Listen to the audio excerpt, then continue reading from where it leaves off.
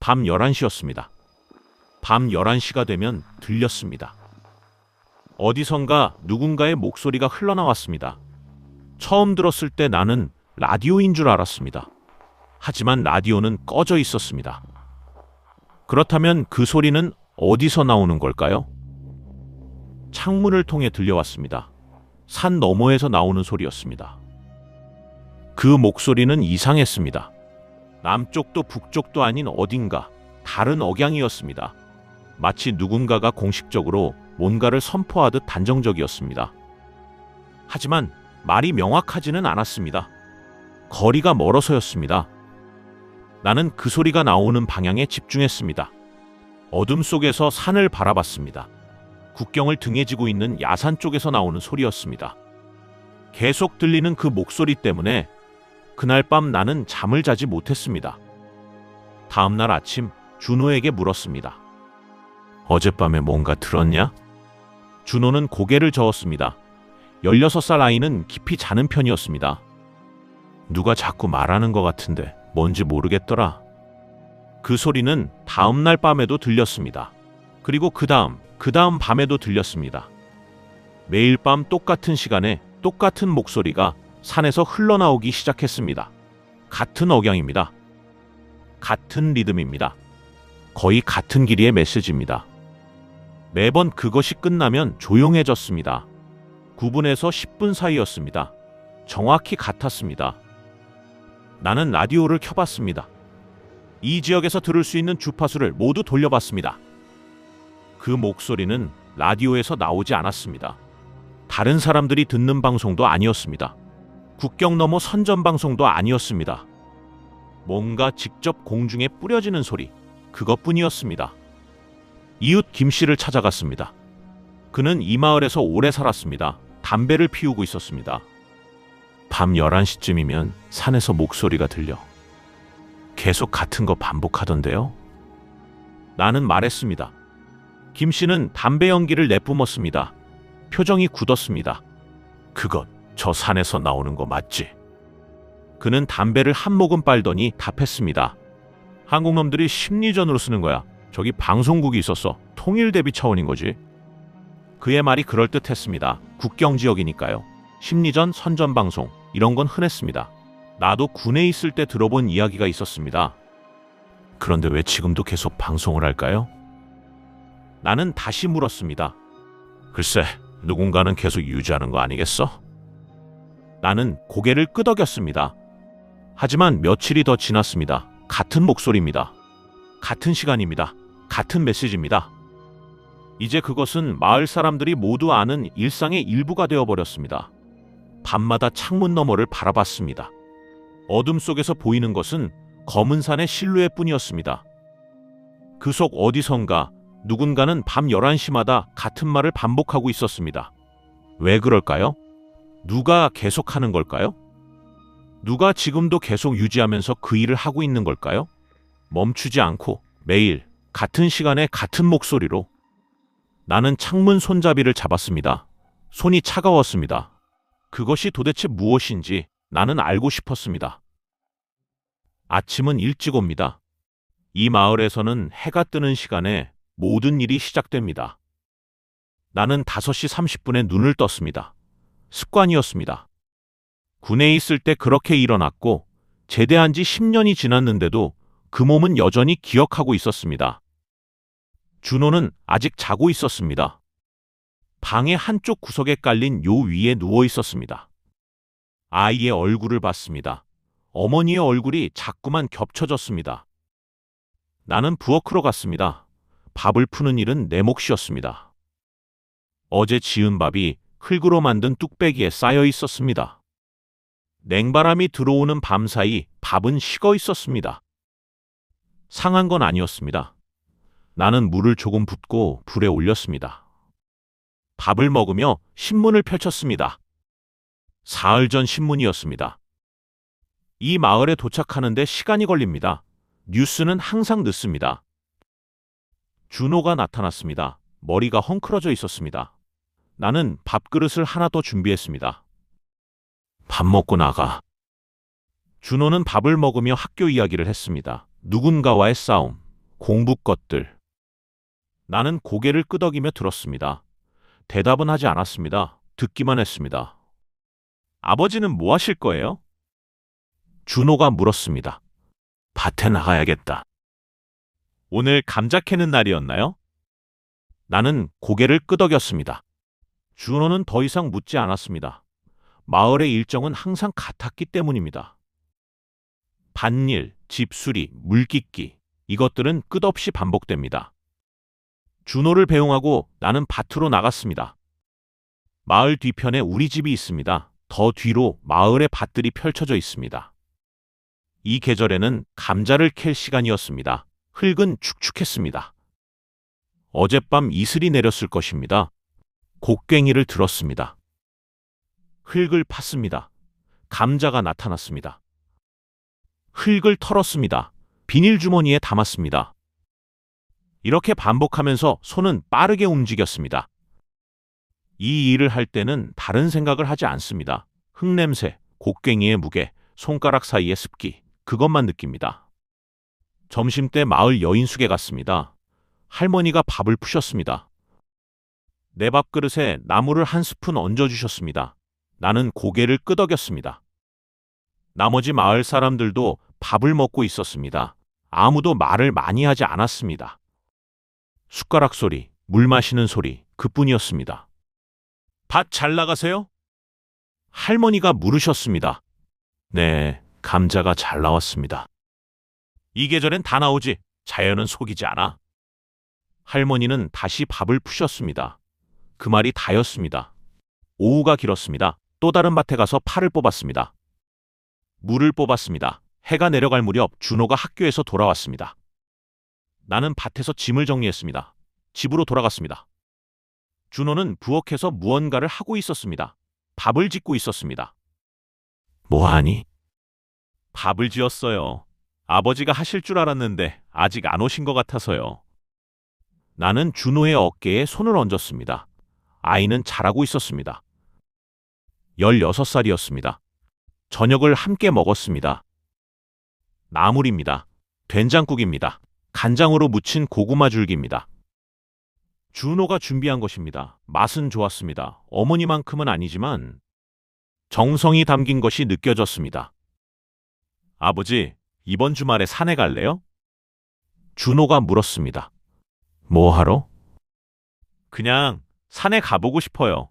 오래됐잖아요. 나는 밥을 먹으며 준호를 바라봤습니다. 아이의 얼굴이 기대로 반짝였습니다. 나는 밥그릇을 내려놨습니다. 좋지. 그럼 주말에 가자.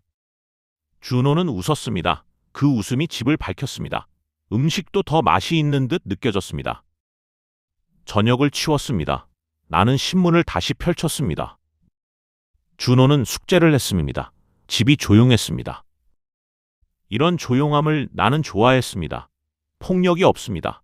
경고도 갑작스러운 알람도 없습니다. 밤 11시가 가까워졌습니다. 나는 창문 근처에 앉았습니다. 11시가 되자 또 그 소리가 들렸습니다. 같은 목소리입니다. 같은 억양입니다. 같은 리듬입니다. 같은 시간입니다. 준호가 나타났습니다. 아버지, 또 들려요? 응, 계속 들려. 준호는 창문을 통해 산을 바라봤습니다. 어둠 속에서 산은 검은 벽이었습니다. 그 벽 어디선가 목소리가 나오고 있었습니다. 뭐라고 하는 것 같은데 못 듣겠어요. 나도. 준호는 나의 옆에 섰습니다.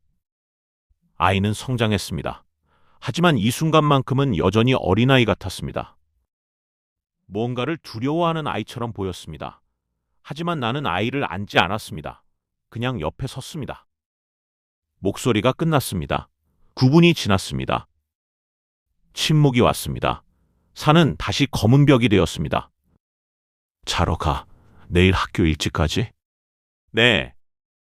준호는 자기 방으로 들어갔습니다.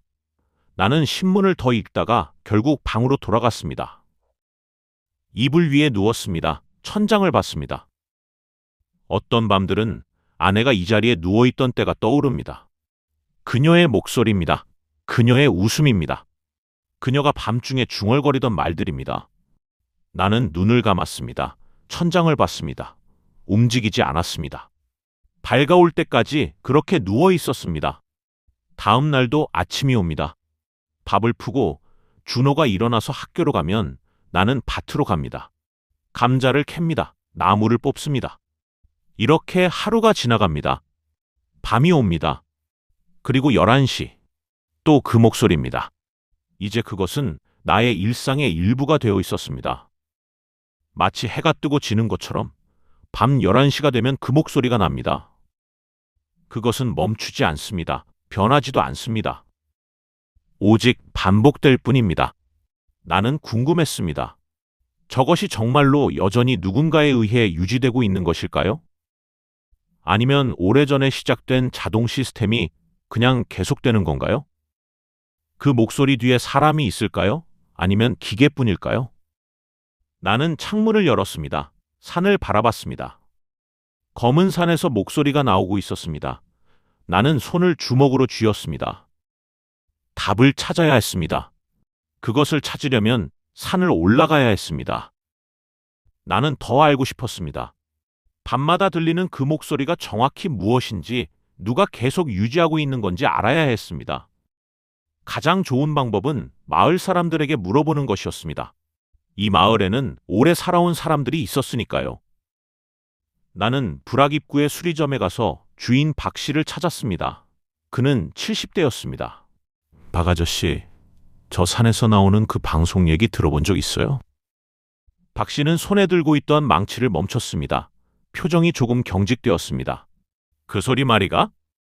네, 밤마다 들리는 거. 글쎄다. 그건 오래전부터 나오던 건데 정확히 뭔지 아는 사람은 없어. 박 씨는 다시 망치질을 시작했습니다. 이야기가 많아. 한국 놈들이 선전하려고 한다는 설도 있고, 아니면 북에서 우리를 심리전으로 흔들려는 거라는 설도 있지. 어느 게 맞을까요?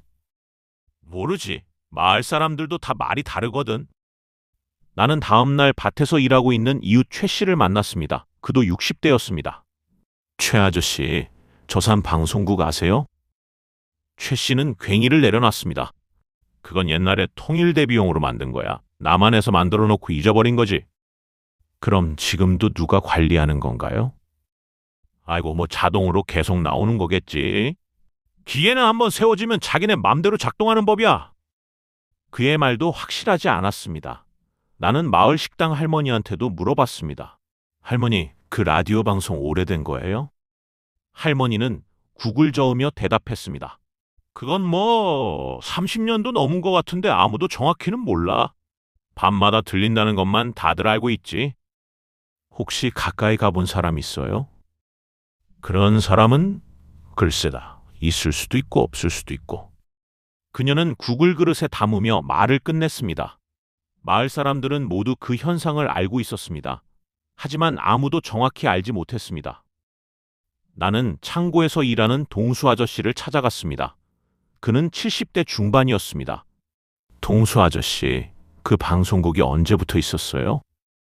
동수 아저씨는 담배를 피우며 천천히 대답했습니다. 그건 내가 이 마을 온 지 10년쯤 됐을 때 이미 있던 거야. 그래서 20년은 좋게 나오고 있는 소리 같아. 어쩌면 30년 이상일 수도 있지.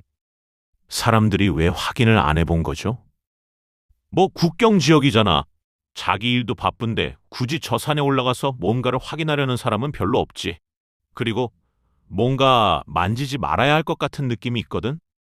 그의 말에 뭔가 불안한 것이 전해졌습니다. 나는 저녁 여인숙에서 밥을 먹으며 이 정보들을 정리해봤습니다. 방송국이 30년 이상 존재해 왔다는 것, 자동으로 나온다는 말도 있고 누군가 관리한다는 말도 있다는 것, 그리고 마을 사람들 중 아무도 그것이 정확히 무엇인지 확인해 본 사람이 없다는 것. 밤 11시가 되자 그 목소리가 다시 들렸습니다. 나는 창문을 열고 귀를 기울였습니다. 같은 목소리, 같은 리듬, 같은 메시지. 준호가 옆에 섰습니다. 아버지, 그 방송국이 뭐라고 했어요? 아무도 정확히 모르더라. 이상한데요? 응, 이상하지. 나는 산을 바라봤습니다. 어둠 속에서 여전히 그 목소리가 나오고 있었습니다. 누군가의 집단적 침묵이 만들어낸 비밀. 마을 사람들은 모두 그것이 존재한다는 걸 알고 있었지만 아무도 그것에 대해 말하고 싶어 하지 않았습니다. 혹은 말할 수 없었습니다.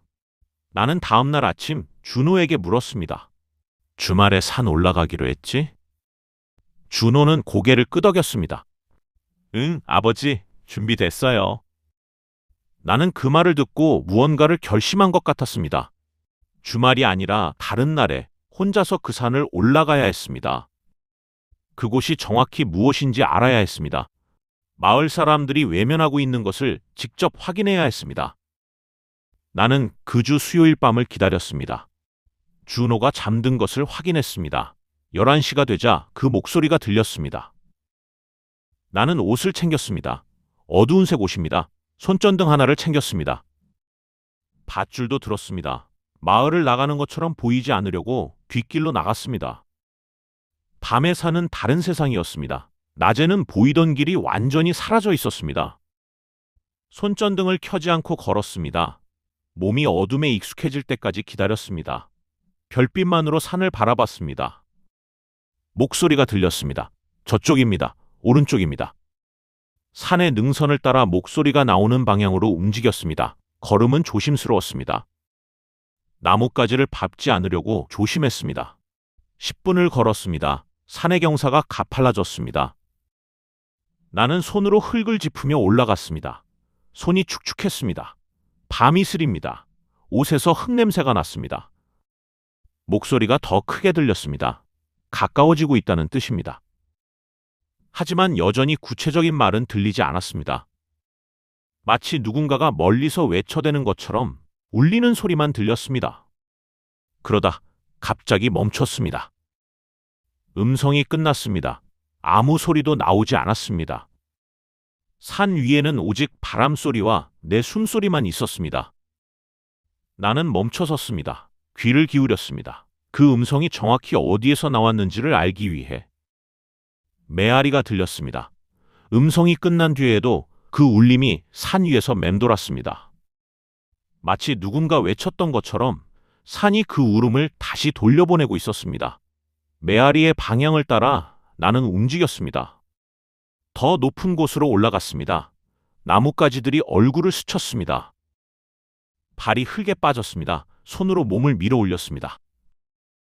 이제 침묵 속에서 흙냄새와 나뭇가지 냄새만 느껴졌습니다. 넓은 평지가 나타났습니다. 나무들이 드문드문 서 있었습니다. 그 가운데 무언가가 보였습니다. 검은 덩어리입니다. 건물입니다.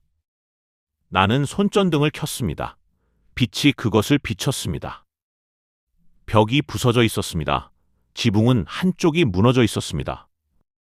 마치 폭탄이 떨어진 것처럼 아니면 오래전에 화재가 난 것처럼 보였습니다. 그것이 방송국이었습니다. 나는 천천히 다가갔습니다. 침묵 속에서 발걸음을 옮길 때마다 조심했습니다. 부서진 유리가 있을 수 있었습니다. 혹은 다른 것이 있을 수도 있었습니다. 건물의 벽에 손을 얹었습니다. 콘크리트가 울퉁불퉁했습니다. 오래되었습니다. 벽이 부서지고 있었습니다. 나는 입구를 찾았습니다. 철문이었습니다. 녹슬어 있었습니다. 나는 그것을 밀었습니다. 삐걱거리는 소리가 났습니다. 문은 열렸습니다. 내부는 더욱 깜깜했습니다. 손전등 빛이 안으로 들어갔습니다. 복도입니다. 양쪽으로 방들이 있었습니다. 나는 안으로 들어갔습니다. 침묵은 계속되었습니다. 오른쪽 끝에 문이 있었습니다. 반쯤 열려 있었습니다. 순간적으로 거기서 음성이 나왔을 것 같다는 생각이 들었습니다. 나는 복도를 따라 걸었습니다. 발이 무언가를 밟았습니다. 딱딱 소리가 났습니다. 깨진 타일들입니다. 나는 그 문으로 다가갔습니다. 그곳이 방송실이었습니다. 나는 손전등을 들어올렸습니다. 기계들이 보였습니다. 마이크, 스피커, 라디오 송신기. 모두 오래된 것들이었습니다. 대부분 부서져 있었습니다. 하지만 한 구석에서 무언가가 작동하고 있었습니다. 불이 켜져 있었습니다. 전자기판의 작은 불입니다. 빨간 불이었습니다. 그리고 그 옆에 자동 재생 시스템 같은 것이 있었습니다. 테이프 릴입니다. 천천히 돌고 있었습니다. 목소리는 그곳에서 나오고 있었던 것 같습니다. 스피커를 통해 나가고 있었습니다. 나는 다가갔습니다. 먼지투성이었습니다. 이 기계가 얼마나 오래 여기 있었는지 알 수 있었습니다. 나는 테이프를 봤습니다. 테이프에 라벨이 붙어 있었습니다. 손전등으로 비추어 읽어봐 봤습니다. 글씨가 흐릿했습니다. 하지만 읽을 수 있었습니다. 그 라벨에는 이름이 적혀 있었습니다. 최국장. 그리고 그 옆에 날짜가 적혀 있었습니다. 1992년. 나는 그것을 바라봤습니다. 30년 전입니다. 30년 전에 녹음된 음성입니다. 30년 동안 이 시스템이 자동으로 밤 11시마다 그 음성을 틀고 있었습니다. 나는 주변을 더 살펴봤습니다. 다른 테이프들이 있었습니다. 상자에 쌓여 있었습니다. 모두 같은 1992년이었습니다. 모두 최국장이라고 적혀 있었습니다. 나는 벽을 보았습니다. 거기에 사진이 붙어 있었습니다. 낡은 사진입니다. 한 남자가 마이크 앞에 서 있었습니다. 정장을 입고 있었습니다. 얼굴이 엄숙했습니다. 그것이 최국장입니다. 나는 그 사진을 바라봤습니다. 30년 전의 얼굴입니다. 30년 동안 죽어있는 얼굴의 목소리가 밤마다 이 산을 울리고 있습니다. 하지만 그것이 이상했습니다. 누가 이것을 유지보수하고 있는 걸까요? 누가 매달마다 이 시스템을 확인하고 있는 걸까요? 전기는 어디서 나오는 걸까요? 나는 천장을 봤습니다. 전선이 있었습니다. 밖으로 나가고 있었습니다. 나는 밖으로 나갔습니다. 손전등을 켜서 전선을 따라갔습니다. 전선은 건물을 빠져나가 산 아래로 내려가고 있었습니다. 마을 쪽으로입니다. 누군가가 이것을 계속 유지하고 있었습니다. 나는 방송실로 돌아갔습니다. 테이프를 다시 봤습니다. 자동 재생장치입니다. 타이머가 있었습니다. 저녁 11시에 자동으로 켜지고 약 10분 뒤에 꺼집니다. 그렇게 프로그래밍 되어 있었습니다. 매일 같은 시간에 같은 테이프를 자동으로. 나는 테이프를 꺼내려고 손을 올렸습니다. 하지만 멈췄습니다. 이것을 건드려서는 안 될 것 같은 느낌이 순간 들었습니다. 동수 아저씨가 말했던 것이 떠올랐습니다. 뭔가 만지지 말아야 할 것 같은 느낌이 있거든. 나는 손을 내렸습니다. 천천히 방송실을 빠져나갔습니다. 복도를 걸어 나갔습니다. 철문을 닫았습니다. 삐걱거렸습니다. 산을 내려갔습니다. 발이 빨라졌습니다. 밤의 어둠이 갑자기 무섭게 느껴졌습니다. 나뭇가지들이 얼굴을 스쳤습니다. 옷이 나뭇가지에 걸렸습니다. 마을이 보였습니다. 불이 꺼진 집들입니다. 모두 자고 있습니다. 마을 사람들은 이것을 알고 있었습니다. 하지만 말하지 않았습니다. 아무도 확인하지 않았습니다. 나는 집에 돌아갔습니다. 시계는 1시를 가리키고 있었습니다. 준호는 여전히 자고 있었습니다. 나는 이불 위에 누웠습니다. 천장을 봤습니다. 30년입니다. 30년 동안 죽은 남자의 목소리가 이 산을 울리고 있습니다. 누군가가 계속 유지해주고 있습니다. 왜일까요? 그것이 무엇입니까? 나는 눈을 감았습니다. 하지만 잠이 오지 않았습니다. 아침이 왔습니다. 하지만 나는 밤새 자지 못했습니다. 천장을 보며 밤을 꼬박 새웠습니다.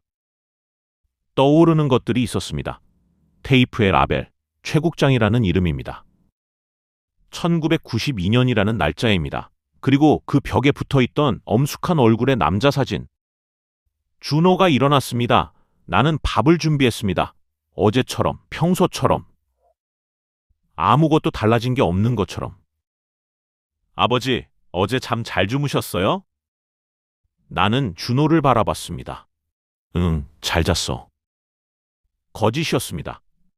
준호가 학교로 간 뒤 나는 마을을 돌아다녔습니다. 그 노인을 찾아야 했습니다. 마을 사람들이 이 여사라고 불렀던 그 여자를 찾아야 했습니다. 그녀는 마을 끝 작은 집에 혼자 살고 있었습니다. 흰머리를 하고 있었습니다. 나이는 80을 넘어 보였습니다. 그녀는 밭을 일구고 있었습니다. 천천히 호미를 휘두르고 있었습니다. 이 여사요? 나는 다가갔습니다. 그녀는 고개를 들었습니다. 얼굴에 주름이 많았습니다. 하지만 눈은 맑았습니다. 뭐 하시는 거예요? 이것도 매일 해야지. 그녀는 다시 호미를 들었습니다. 나는 옆에 섰습니다. 이 여사, 저산방송국이 뭔지 아세요?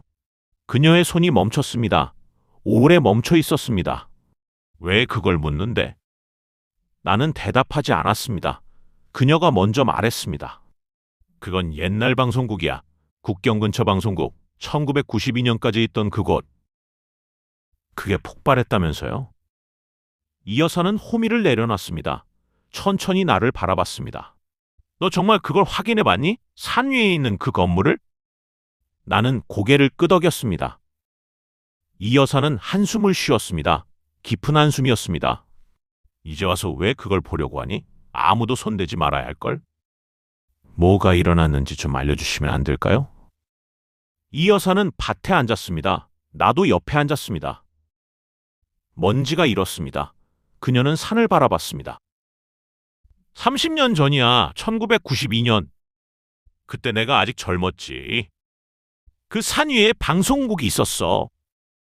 국경 바로 근처. 있으면 안 되는 시설이었어. 국경을 감시하고 뭔가를 전파하고 여러 일을 했어. 네. 그곳에 국장이 있었어. 최 국장이라고 했지. 그 사람은 좀 다른 사람이었어. 너무 진지했어. 자기 일을 너무 심각하게 생각했어. 밤낮으로 산에 있던 사람이야. 나는 그 말을 들었습니다. 벽에 붙어 있던 사진이 떠올랐습니다. 마이크 앞에 엄숙한 얼굴. 그 사람이 뭐 때문에? 어느 날 폭발이 났어. 큰 폭발이었어. 산 전체가 흔들렸어. 밤중에 일어났어. 아무도 정확히 뭐가 일어났는지 몰랐어. 정부에서 뭐라고 했는지도 몰라. 하지만 그곳이 완전히 파괴되었어. 국장 포함해서 5명이 죽었어. 사고였어요? 이 여사는 오래 대답하지 않았습니다. 모르지. 사고였을 수도 있고 아닐 수도 있고. 어떤 뜻이에요? 그건 당시에도 말 못했던 거야. 지금도 말 못하는 거야. 국경 지역이잖아. 그런 건 말할 수 없어. 아무도. 나는 침묵을 느꼈습니다. 이 여사의 침묵. 그런데 최 국장은 누구였어요? 이 여사는 천천히 내 얼굴을 봤습니다. 그 사람은 평양에서 내려온 사람이었어. 북에서 내려온 사람이었어. 뭐라고요? 정확히는 모르지. 하지만 그 사람은 일반 경비대원이 아니었어. 뭔가 다른 일을 하는 사람이었어. 위에서도 신경을 썼어. 보위부에서도 자주 나왔어. 그래서 아무도 그 사람에게 함부로 말을 걸 수 없었어. 그럼 그 사람이 북의 간첩이었던 거예요? 말할 수 없어. 뭐라고 할 수도 없어. 그냥 그런 사람이 있었다. 그리고 폭발과 함께 사라졌다. 그것뿐이야. 나는 이 여사를 바라봤습니다. 그녀의 얼굴에는 두려움이 있었습니다. 30년이 지났는데도 여전히 두려움이 있었습니다. 그런데 밤마다 그 산에서 목소리가 나와요. 11시마다 9분에서 10분 정도 자동 재생 시스템에서. 이 여사의 얼굴이 창백해졌습니다. 넌 그걸 들었니? 네, 계속 들어요. 그 목소리가 뭐라고 하니? 못 들어요. 뭐라고 하는지. 이 여사는 눈을 감았습니다. 오래 눈을 감고 있었습니다. 그건 국장의 목소리야. 최 국장의 목소리지. 누군가가 30년 동안 계속 재생시키고 있는 거야. 왜 그런 걸? 모르지. 왜일까? 누가 하는 걸까? 그건 아무도 모르는 거야. 하지만 누군가는 계속 그걸 유지하고 있다는 건 사실이야. 매일 밤 같은 시간에 같은 목소리를. 비용도 들 텐데. 전기도 필요한데. 누군가는 꾸준히 그걸 유지하고 있다. 나는 이 여사를 봤습니다. 혹시 그걸 유지하는 사람 아세요? 모르면 모르는 게 좋아. 나처럼. 그녀는 일어섰습니다. 그만 물어봐. 그리고 그 산에도 다시 올라가지 마. 이미 확인했으니까 알겠지. 그건 만지면 안 되는 거야. 누군가 의도적으로 그걸 유지하고 있는 거야. 그 의도가 뭔지는 모르지만 나는 일어섰습니다. 감사합니다. 감사받을 게 뭐 있나? 이미 넌 알아버렸잖아. 이 여사는 다시 호미를 집었습니다. 손이 떨리고 있었습니다. 나는 그 집을 나왔습니다. 마을의 길을 따라 집으로 돌아갔습니다. 머릿속으로는 계속 같은 질문이 맴돌았습니다. 최 국장은 누구였는가? 평양에서 내려온 사람, 특별한 임무가 있던 사람, 정부에서도 조심스럽게 대했던 사람, 그리고 1992년 폭발과 함께 사라진 사람.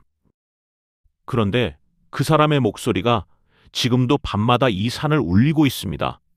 누가 그것을 유지하고 있습니까? 그 의도는 무엇입니까? 밤 11시, 준호가 자기 전에 나는 창문을 열었습니다. 음성이 들렸습니다. 같은 목소리, 같은 억양, 같은 메시지. 1992년부터 시작된 그 음성. 나는 이제 그것이 누구의 목소리인지 알고 있었습니다.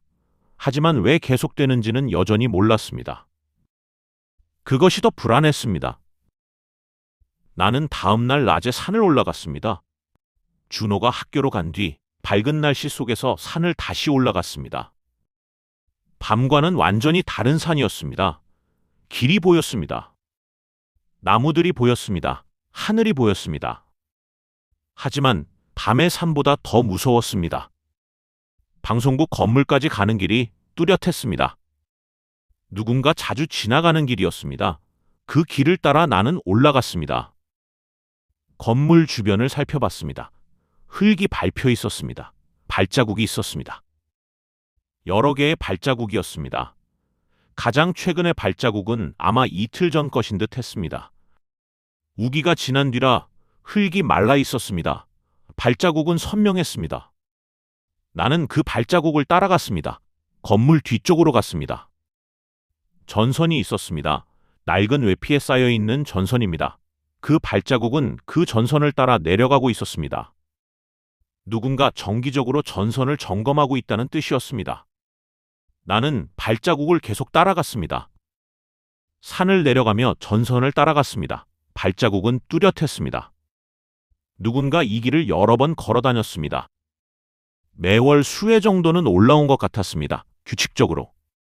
전선은 어디로 향하고 있는 걸까? 산을 내려오며 내 눈에는 계속 발자국이 보였습니다. 깔창의 무늬까지 보였습니다. 동일한 신발입니다. 같은 사람이 여러 번 이 길을 다니고 있었습니다. 손에는 뭔가 들었던 흔적도 있었습니다. 흙이 끌린 자국입니다. 짐을 옮겼거나 도구를 들었거나 했던 흔적입니다. 마을이 가까워졌습니다. 전선은 마을의 가장자리로 향하고 있었습니다. 작은 창고나 헛간 같은 건물이 있었습니다. 옆집의 마당 안에 숨어 있는 그런 건물입니다. 전선은 그곳의 지붕 위로 올라가고 있었습니다. 나는 멈춰 섰습니다. 누구의 집일까요? 누구의 창고일까요? 나는 그 건물을 바라봤습니다. 문이 자물쇠로 잠겨 있었습니다. 오래된 자물쇠였습니다. 녹이 슬어 있었습니다. 하지만 자물쇠는 쓰이고 있었습니다. 신발 자국은 여기까지 왔습니다. 하지만 넘어가지 않았습니다. 발자국은 주변을 돌며 전선을 확인하고 있었습니다. 창고 안에 들어가는 것은 아니었습니다. 외부에서만 전선을 점검하고 있었습니다. 나는 주변을 더 살펴봤습니다. 창고 앞의 흙에는 여러 신발 자국이 있었습니다. 같은 신발입니다. 다른 데는 없었습니다. 오직 이 신발만이 여기를 드나들고 있었습니다. 누구일까요? 나는 주변 집들을 바라봤습니다. 누가 이 창고를 소유하고 있는지 생각해봤습니다. 마을에서 오래 살아온 사람들입니다. 김 씨, 최 씨, 박 씨, 동수 아저씨. 그들 중 누군가일 것입니다. 그중 누가 밤마다 산으로 올라가 전선을 점검하고 자동 재생 시스템을 유지보수할까요? 나는 창고의 자물쇠를 다시 봤습니다. 누군가는 이것을 가지고 있습니다. 열쇠를 가지고 있습니다. 누군가는 이 창고 안에 무언가를 보관하고 있습니다. 전기 공급 장치나 예비 부품이나 아니면 다른 것을 말입니다. 나는 그 창고의 주인을 알아야 했습니다. 하지만 직접 물어볼 수는 없었습니다. 만약 물어본다면 나는 이미 산 위의 방송국을 확인했다는 것을 드러내는 것입니다. 그리고 이것은 위험할 수 있었습니다. 이 여사의 말이 떠올랐습니다. 그건 만지면 안 되는 거야. 누군가 의도적으로 그걸 유지하고 있는 거야. 누군가가 의도적으로 유지하고 있습니다. 왜? 그 의도가 무엇입니까? 나는 창고 뒤로 돌아갔습니다. 전선이 계속 어디로 가는지 확인하고 싶었습니다. 하지만 그곳은 이미 마을 안이었습니다. 누군가 나를 볼 수 있는 곳이었습니다. 나는 멈춰야 했습니다. 나는 다른 길로 마을로 내려갔습니다. 창고 옆집을 지났습니다. 박수리점입니다. 박 씨의 집입니다. 그 옆 창고는 박 씨의 소유일 가능성이 있습니다. 박 씨입니까? 나는 박 씨를 생각해 봤습니다. 70대의 늙은 남자입니다. 마을에서 오래 살았습니다. 수리점을 운영합니다. 그리고 산 위의 방송국에 대해 어느 정도 알고 있습니다. 한국 놈들이 심리전으로 쓰는 거야. 저기 방송국이 있었어. 그가 그렇게 말했을 때 그의 태도가 어땠는지 그것을 생각해 봤습니다. 아무것도 이상하지 않았습니다. 다른 마을 사람들처럼 그는 알지만 말하지 않았습니다. 나는 밤이 되기를 기다렸습니다. 11시가 되자 그 목소리가 다시 들렸습니다. 준호가 자고 있었습니다. 나는 창문을 열고 산을 바라봤습니다. 그 음성은 저쪽 산 위에서 나오고 있습니다. 저쪽에서 나와 이곳으로 전해집니다. 전선을 따라, 창고를 통해, 마을의 어딘가로, 누군가의 손으로. 나는 창문을 닫았습니다. 이제 나는 알았습니다. 그 의도가 무엇인지는 여전히 모르지만 누군가는 분명히 그것을 계속 유지하고 있다는 것을. 그리고 그 누군가는 이 마을 안에 있습니다. 아주 가까운 곳에. 다음 날부터 나는 박 씨를 주의 깊게 관찰하기 시작했습니다. 그의 수리점 앞을 지나가며 그의 일과를 따라봤습니다. 밤중에 그가 나가는지 언제 나가는지 알아내려고 했습니다. 박 씨는 평소처럼 낮 시간에는 수리점에서 일했습니다. 고장난 물건들을 수리했습니다. 손에는 늘 도구를 들고 있었습니다. 하지만 손에 묵은 얼룩이 있었습니다. 기름 얼룩입니다. 아주 오래된 잘 지워지지 않는 얼룩입니다. 그것이 오래되었다는 뜻입니다. 그리고 그의 손가락에는 상처가 있었습니다. 전기감전으로 인한 화상 같은 상처입니다. 여러 개입니다. 그것들도 오래된 것처럼 보였습니다. 나는 박 씨의 집 근처를 지났습니다. 창고는 여전히 자물쇠로 잠겨 있었습니다. 박 씨는 창고 근처에 거의 가지 않았습니다. 낮 시간에는요. 밤이 왔습니다. 나는 박 씨의 집 근처에서 조용히 기다렸습니다. 11시 직전이었습니다. 박 씨는 집에서 나왔습니다. 어두운 옷을 입고 있었습니다. 손에는 작은 도구 주머니를 들고 있었습니다. 그는 빠르게 걸었습니다. 마을 뒤편산 방향으로. 나는 뒤따라갔습니다. 거리를 유지하며 나뭇가지를 밟지 않으며. 박 씨는 길을 알고 있었습니다. 밤의 어둠 속에서도 확신 있게 걸었습니다. 산으로 올라갔습니다. 손전등을 켜지 않고 몸이 어둠에 익숙해 있었습니다. 나는 이제 확신했습니다. 박 씨가 산으로 올라가는 사람이었습니다. 박 씨는 방송국 건물에 도착했습니다. 나는 멀리서 관찰했습니다. 박 씨는 도구 주머니를 열었습니다. 기계 부품들을 꺼냈습니다. 전자부품입니다. 자동 재생 시스템의 부품인 것 같았습니다. 박 씨는 건물 안으로 들어갔습니다. 약 10분이 지났습니다. 그리고 나왔습니다. 도구 주머니는 다시 비어 있었습니다. 박 씨는 다시 산을 내려갔습니다. 나는 그를 따라가지 않았습니다. 박 씨가 산을 다 내려갈 때까지 기다렸습니다. 아무도 박 씨가 밤늦게 산에 오르내렸다는 걸 알지 못합니다. 마을 사람들은 이미 다 잠들어 있었습니다. 나는 방송국 건물로 올라갔습니다. 박 씨가 뭘 했는지 확인하고 싶었습니다. 손전등을 켜고 방송실에 들어갔습니다. 자동 재생 시스템이 작동하고 있었습니다. 불이 켜져 있었습니다. 빨간불입니다. 테이프는 계속 돌고 있었습니다. 그리고 옆에 다른 기계가 있었습니다. 예비 기계입니다. 같은 크기, 같은 모양. 박 씨는 기계를 교체하려고 한 것 같았습니다. 혹은 예비 부품을 설치했을 것입니다. 이것은 오래전부터 계획된 일이었습니다. 정기적인 유지보수입니다. 박 씨는 단순히 기계를 교체하고 전선을 점검하고 전기를 공급하고 있었습니다. 하지만 왜? 나는 답을 찾아야 했습니다. 박 씨를 직접 만나야 했습니다. 다음 날 아침, 나는 박 씨의 수리점을 찾아갔습니다. 박 아저씨. 박 씨는 무언가를 수리하고 있었습니다. 고개를 들었습니다. 아, 박한순애, 뭐 하는 거야? 저 산 방송국 말이에요. 진짜 뭔지 모르세요? 박 씨의 손이 멈췄습니다. 그의 얼굴이 굳었습니다. 뭐 하는 소리야? 제가 봤거든요. 산 위, 방송국. 박 씨는 천천히 내 얼굴을 봤습니다. 그의 눈에 두려움이 있었습니다. 하지만 동시에 뭔가 다른 감정도 있었습니다. 분노? 압박? 의무감? 그건 넌 모르는 게 좋아, 정말로. 누가 계속 유지하는 거예요? 왜 그 음성을 계속 틀어요? 박 씨는 도구를 내려놨습니다. 천천히 일어섰습니다. 그는 키가 크지 않은 남자였습니다. 하지만 지금 그는 커 보였습니다. 그걸 건드려서는 안 돼. 내가 말하는 거야, 정말로. 누가 시키는 건가요? 위에서요? 박 씨는 입을 열었습니다. 그리고 닫았습니다. 내가 할 수 없는 말이 있어. 뭐가요? 위에서 뭐라고 할 리가 없지. 그쪽은 그 일을 모르는 거야. 오래전부터 모르고 있었어. 그럼 누가?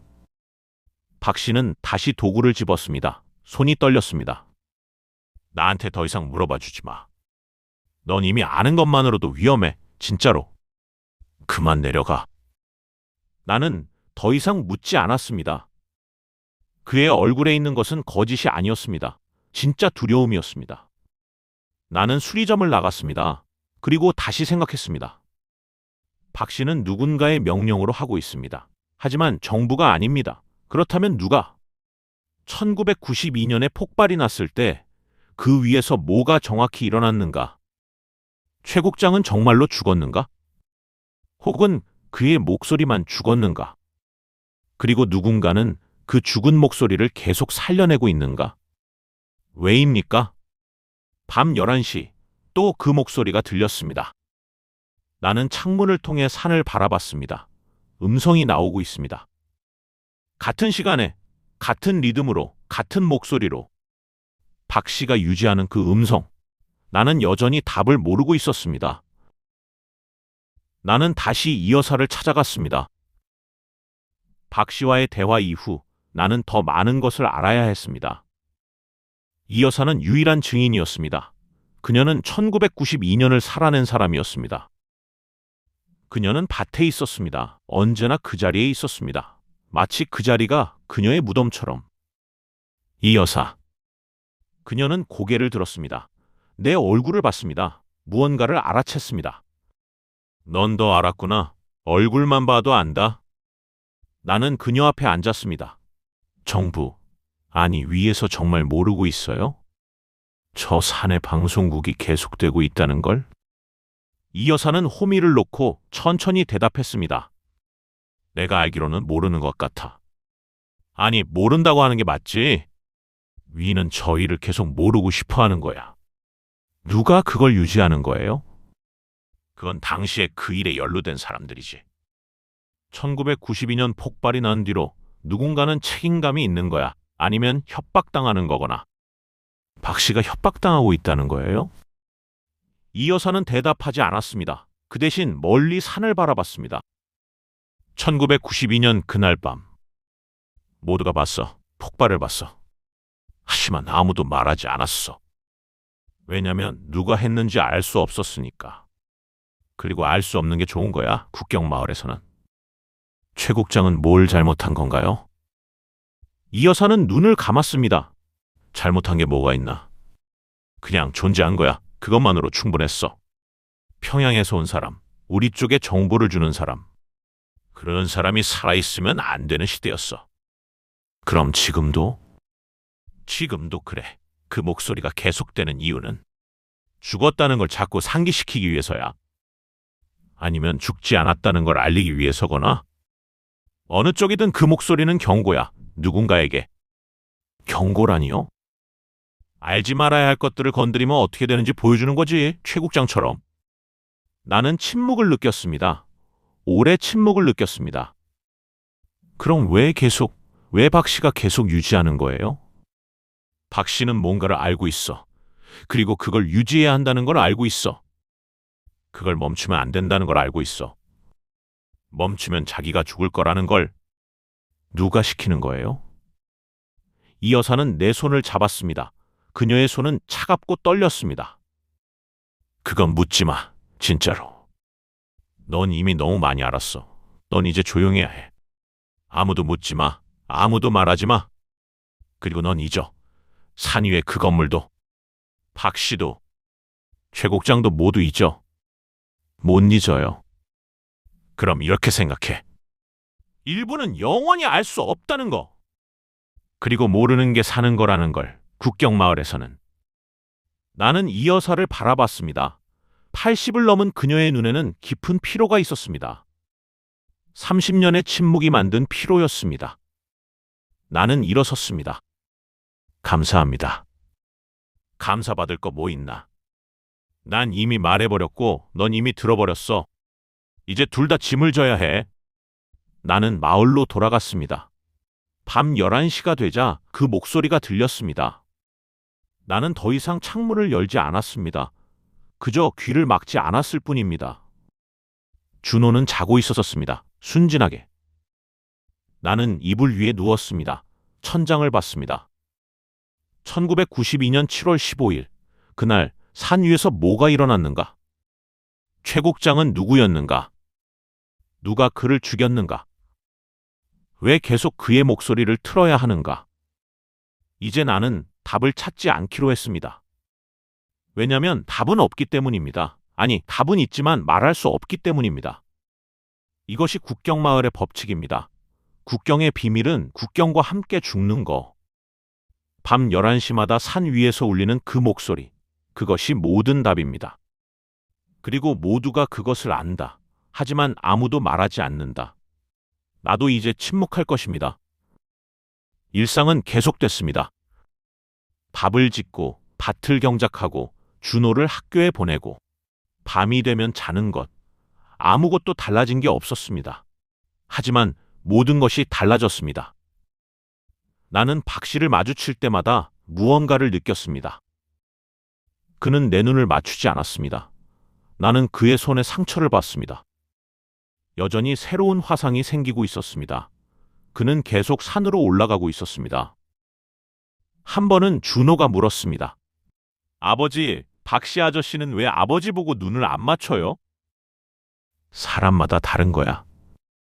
그것은 거짓이었습니다. 하지만 준호는 더 이상 묻지 않았습니다. 밤 11시가 되면 그 목소리는 여전히 들렸습니다. 나는 더 이상 창문을 열지 않았습니다. 하지만 그래도 들렸습니다.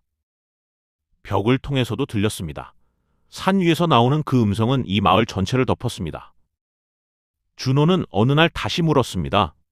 아버지, 저 소리 뭐예요? 계속 같은 소리가 들려요. 나는 준호를 봤습니다. 16살의 아이. 언제까지 순진할 수 있을까요? 밤바람이야. 밤바람이 이렇게 계속 같은 소리를 낼 수 없어요. 그럼 라디오겠지. 라디오는 내용이 바뀌는데 이 소리는 항상 같아요. 나는 준호를 더 이상 볼 수 없었습니다. 더 이상 물어봐. 알겠지? 그것은 처음으로 준호에게 목소리를 높인 것이었습니다. 준호는 놀랐습니다. 하지만 더 이상 묻지 않았습니다. 그날 밤 준호는 일찍 잤습니다. 그리고 나는 깨어 있었습니다. 11시가 되자 그 목소리가 들렸습니다. 나는 무언가를 결심했습니다. 다음 날 아침 나는 마을을 떠났습니다. 아니, 떠난 척했습니다. 군 단위로 가서 일을 얻기 위한 서류를 제출했습니다. 작은 공사 현장에 임부로 나가기로 했습니다. 주중 수일은 마을을 떠나 있기로 했습니다. 준호는 혼자 집을 봐야 했습니다. 16살의 아이가. 하지만 그것이 더 낫다고 생각했습니다. 나는 매일 산으로 올라가려는 유혹을 느꼈습니다. 그 방송국에 가서 테이프를 빼내고 싶었습니다. 모든 것을 멈추고 싶었습니다. 하지만 그럴 수 없었습니다. 이 여사의 말처럼 모르는 게 사는 거였습니다. 3개월이 지났습니다. 나는 마을을 떠나 있었습니다. 수일씩 준호는 혼자서 밥을 지었습니다. 혼자서 밭일을 했습니다. 아이는 더 빨리 자랐습니다. 불필요하게. 주말에 돌아오는 날, 나는 항상 같은 것들을 확인했습니다. 집이 제대로 유지되고 있는지, 준호가 제대로 먹고 있는지, 밤 11시에 그 목소리가 여전히 들리는지, 모든 것이 그대로였습니다. 어느 날 이 여사를 다시 만났습니다. 그녀는 늙어 보였습니다. 더 늙어 보였습니다. 넌 뭘 하고 있니? 일을 하고 있습니다. 마을을 떠나서. 그게 좋은 거야. 정신 건강을 위해. 나는 말하지 않았습니다. 그것이 정신 건강이 아니라 생존인이라는 걸 압니다. 박 씨는 여전히 산으로 올라가요? 응, 여전히. 그건 멈추지 않을 거야. 영원히. 누가 시키는 거죠? 이 여사는 내 어깨에 손을 얹었습니다. 넌 이제 충분히 알았어. 더 이상 묻지 마. 네가 살아남는 게 중요해. 너와 너의 아들이. 나는 고개를 끄덕였습니다. 시간이 더 지났습니다. 1년이 지났습니다. 준호는 17이 되었습니다. 아이는 이제 나처럼 밤바람 소리에 귀를 닫았습니다. 아니, 그것이 밤바람이 아니라는 걸 알면서도 그렇게 믿기로 했습니다. 나는 마을에서 조금 떨어진 곳에서 일을 계속했습니다. 주중 수일씩 준호는 혼자서 마을의 일상을 관리했습니다. 박 씨는 여전히 산으로 올라갔습니다. 밤마다. 밤 11시가 되면 그 목소리가 울렸습니다. 1992년부터 시작된 그 목소리. 누군가의 죽음과 함께 시작된 음성. 그리고 계속 울리는 음성.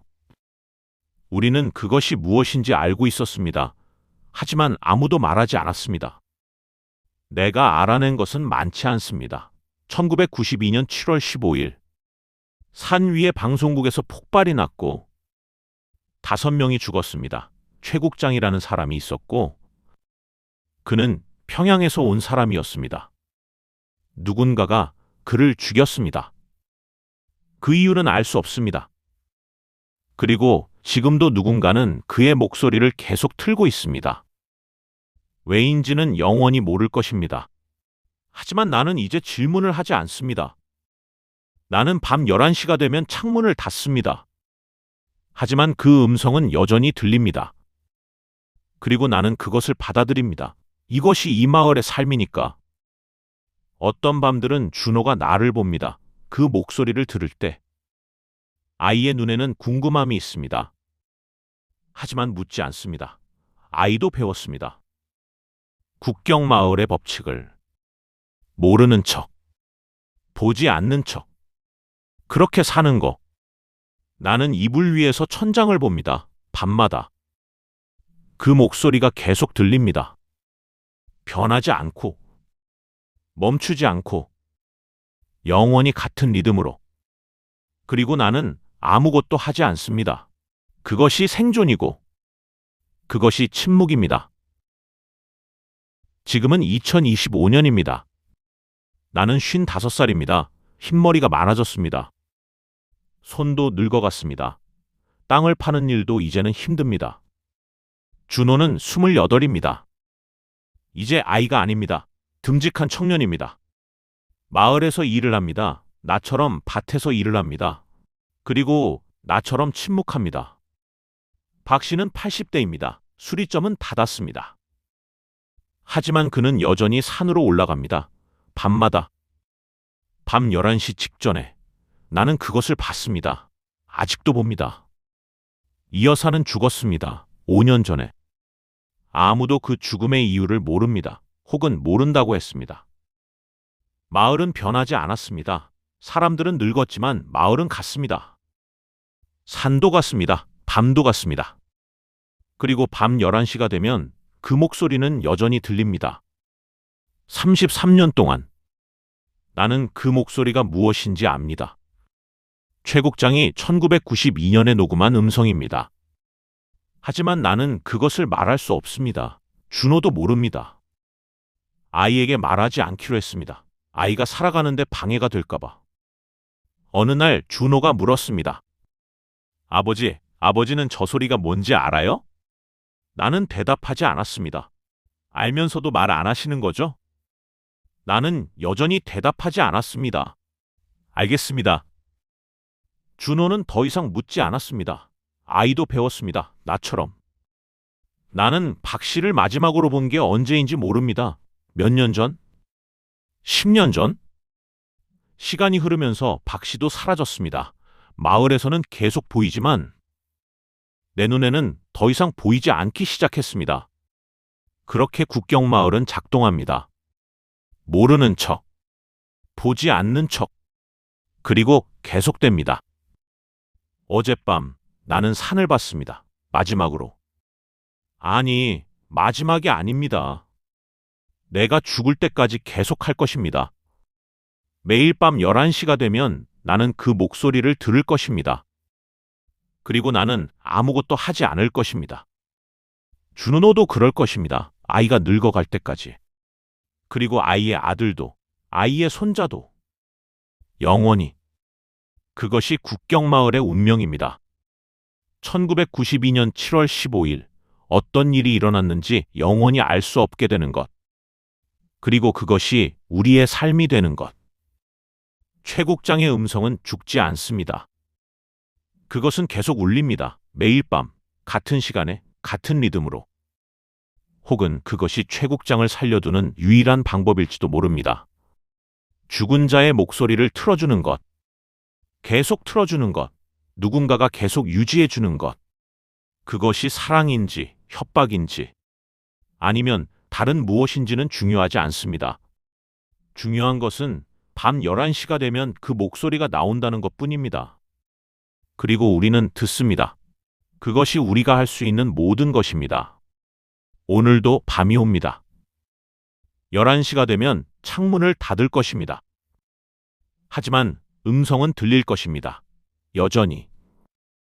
그리고 나는 아무것도 하지 않을 것입니다. 단지 듣고 침묵할 뿐. 그것이 국경에서 사는 방식입니다.